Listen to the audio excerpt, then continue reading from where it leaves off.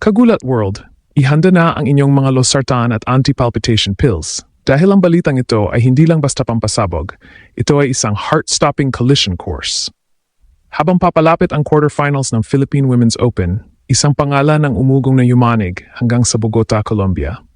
Ang dating world number 33 at South American sensation na si Camila Osorio. Kung parehong malulusutan nina Alex Iala at Osorio ang kanilang round of 16 matches, asahan ang isang explosive clash sa Rizal Memorial na magpapatigil sa mundo ng tennis. Ito ang unang pagkakataon na maghaharap ang dalawang warriors na parehong kilala sa kanilang matinding grit at court coverage. Ang tanong, kaya ba ng ating tennis phenom na si Alex Iala natumbasan ang karanasan ng isang 3-time WTTA title holder? Si Camila Osorio ay hindi lang basta kalaban, siya ay isang giant slayer. Sariwa pa ang kanyang mga panalo kontra sa malalaking pangalan gaya ni Naomi Osaka at Veronika Kudermetova. Alam nating lahat na si Osorio ay isang clay court specialist, pero ang kanyang ipinakita sa Indian Wells at Madrid ay nagpapatunay na kaya niyang manira ng ritmo sa anumang surface. Sa kabilang dako, ang ating Alex Iala, ang world number 49, ay bitbit ang home court roar at ang nag-aapoy na pangarap na makuha ang kanyang unang WTA title sa sariling lupa. Parehong may inconsistent serve, pero parehong may mean ground game. Ito ay isang salpukan ng dalawang salamin. Ang global impact nito ay seismic. Hindi lang ito laban para sa ranking points. Ito ay laban para sa regional supremacy. Ang Colombia versus Pilipinas narrative ay magdadala ng tensyon na abot langit. Social media is already on fire. May mga nangangamba sa experience edge ni Osorio. Pero mas marami ang naniniwala na ang Manila Magic ni Alex ang magiging game changer. Mula sa heartbreak sa Melbourne hanggang sa napipintong giyera sa Maynila, ang lost to legacy journey ni Alex ay haharap sa pinakamatinding pagsubok. Bayan, oras na para magkaisa sa isang panalangin at isang sigaw. Mananalo ba ang ating reyna o kakainin tayo ng karanasan ni Osorio? Ang tension ay electric, ang emosyon ay umaapaw. Abangan ang quarterfinals. Anong susunod na gulat? Himay-himayin natin ang panganib na dala ng ating napipintong kalaban dahil hindi ito ordinaryong palitan ng bola. Si Camila Osorio ay hindi lang basta player na dumaan sa Manila. Siya ay isang certified giant slayer. Isipin niyo na lang, tinalo niya ang dating world number 1 na si Naomi Osaka sa Indian Wells at tinurog ang mga elite players gaya ni Kudermetova at Kostyuk. Pagamat ang kanyang kasalukuyang rank ay world number 84, huwag kayong pakasiguro. Ang career high nito ay world number 33. Mayroon siyang 3 WTA 250 titles na patunay ng kanyang matinding karanasan sa high-pressure finals. Kung si Alex ay gutom sa kanyang unang selyo sa WTA, si Osorio naman ay isang veteranong alam na ang amoy ng tagumpay. Ang laban na ito ay isang mirror match pagdating sa estilo. Gaya ni Alex, ang kahinaan ni Osorio ay ang kanyang inconsistent serve. Nakita natin ito sa Hobart at Australian Open 2026, kung saan pilit siyang isinasadsad ng kanyang mga kalaban sa tiebreak dahil sa mga service errors. Pero heto ang catch. Ang kanyang ground game ay nakakamatay. Si Osorio ay parang pader sa baseline. Hindi siya napapagod humabol ng bola at mayroon siyang mean ground strokes na kayang sumira ng discard ng kahit sinong power hitter.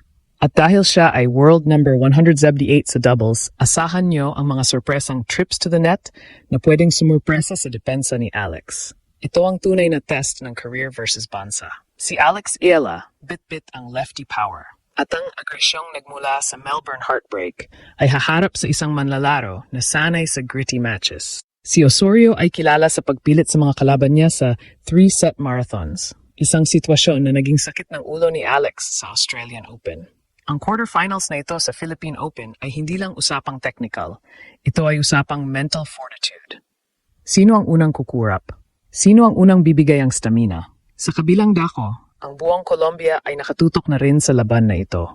Nakikita nila si Alex bilang ang rising star na kailangang maturuan ng leksyon ng kanilang pambato. Social media is currently exploding with comparisons. Maraming international fans ang excited makita ang unang head-to-head H2H ng dalawang future icons ng tennis. Ang pressure kay Alex bilang second seed at home favorite ay lalong tumitindi dahil alam ng lahat. Ang mananalo sa laban na ito ay may malaking sansang iuwi ang korona. Bayan, ihanda ang inyong mga puso dahil ang salpukan ng Pinay Pride at Colombian Grit ay tila isang bulkang sasabog sa gitna ng Rizal Memorial. Pumasok na tayo sa mas malalim na aspeto ng giyerang ito. Dahil sa antas ng quarterfinals, ang talento ay hindi na sapat. Kailangan ng systemic superiority. Ang magiging labanan ni na Alex Ayala at Camila Osorio ay parang isang laro ng chess sa bilis na 100 miles per hour. Kung titingnan natin ang ating Gulat World Tactical Board, ang laro ay magdedepende sa kung sino ang mas mabilis mag-adjust sa kanilang inconsistent serve. Dahil parehong may kahinaan sa service consistency, asahan ang sunod-sunod na breaks of serve. Dito masusubukan ang mental toughness ni Alex. Kaya ba niyang manatiling kalmado kahit makuha ni Osorio ang kanyang serve? O hahayaan niyang kainin siya ng pressure gaya ng nangyari sa Melbourne? Ang alas ni Alex sa laban na ito ay ang kanyang lefty advantage. Si Osorio, bagamat sanay sa mga big names, ay madalas mahirapan sa mga left-handed players na may heavy topspin.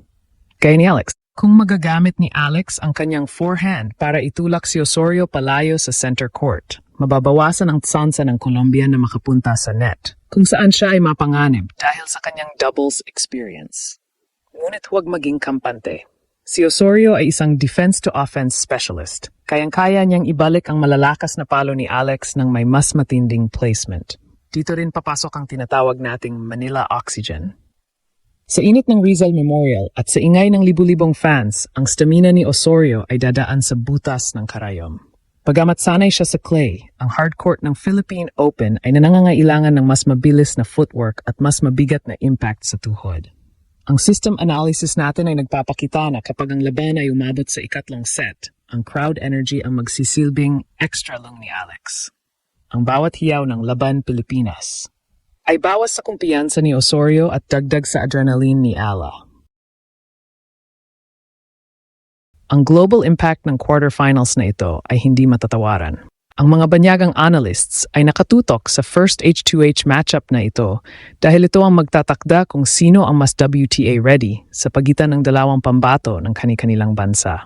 Para kay Alex, ang pagtalo sa isang dating world number 33 ay isang resume builder na magpapabilis sa kanyang pag-akyat sa top 30. Para naman kay Osorio, ang panalo kay Alex sa Manila ay patunay na siya pa rin ang reyna ng gritty tennis. Ang tensyon ay hindi lang electric, ito ay papatay puso. Kaya nga ang payo namin, inumin na ang inyong mga anti-palpitation pills dahil ang bawat rally ay magpapabilis ng inyong tibok ng puso. Mula sa loss to legacy ni Alex hanggang sa giant slayer status ni Osorio, ang labang ito ay magsisilbing selyo ng kadakilaan. Handa na ba ang bansa para sa isang quarterfinals na hinding-hindi malilimutan?